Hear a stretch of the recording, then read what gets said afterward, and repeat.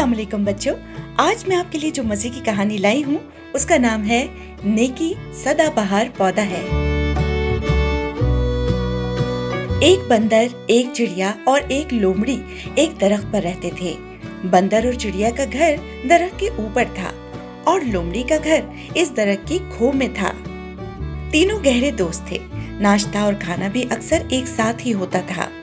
ये एक तरह से एक ही खानदान बने हुए थे। दिन बहुत हंसी खुशी गुजर रहे थे। तीनों जहाँ जाते इकट्ठे जाते।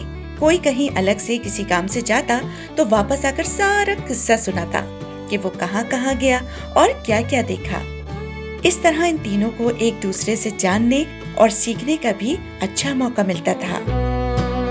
एक दिन तीनों दोस्त नाश्ते के बाद इकट्ठे बैठे बातें कर रहे थे कि बंदर ने पूछा, दोस्तों, क्या तुमको मालूम है कि ये दरख्त जो हमारा घर भी है कितना पुराना है? लोमड़ी ने कहा, चलो पहले तुम ही बताओ। बंदर ने कहा, जब मेरा खानदान इस जंगल में आया तो ये दरख्त सिर्फ इतना बड़ा था जितना अब मैं खुद हूँ। लोमड़ी बोली, जब मेरी नानी यहाँ आई थी तो वो इतनी ही बड़ी उम्र की थी जितना इस वक्त ये दरख्त है। अब चिड़िया की बारी आई। वो चुप रही तो दोनों दोस्तों ने उससे पूछा, तुम भी तो कुछ बोलो। चिड़िया बोली, ये इतना बड़ा दरख्त जो तुम लोग देख रहे हो, मेरी परनानी की नानी ने एक बीज लगाकर यहाँ बोया था। ये दरख्त उसी से उगा है और अब इतना बड़ा हो गया। इसका मतलब ये दरख्त दरअसल बहुत पुराना है, यानी हमारी उम्रों से भी ज्यादा।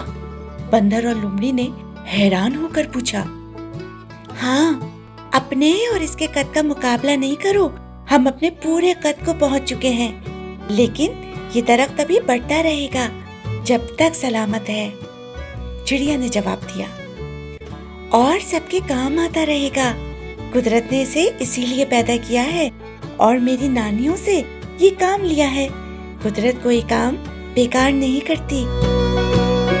बच्चों, इस कहानी से हमें सबक ये मिलता है कि नेकी चाहे कोई भी हो, चाहे वो एक बीज बोने की शक्ल में क्यों ना हो, जरूर फल लाती है।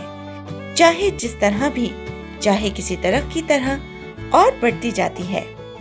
इसलिए किसी नेकी को इसलिए ना छोड़ें कि वो छोटी है, क्योंकि नेकी सदाबहार पौधा है।